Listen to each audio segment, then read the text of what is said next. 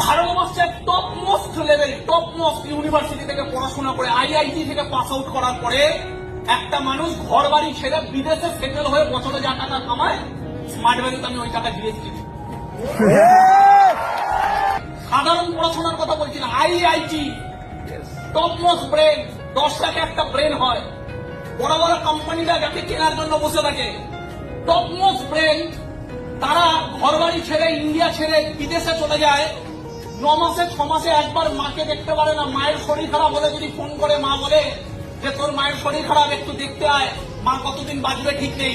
ছেলেকে ফোন করে যে ডিসেম্বরে, ছেলের ছুটি হবে পরের বছরে সেপ্টেম্বরে, ছেলেকে সেপ্টেম্বরেই আসতে হবে।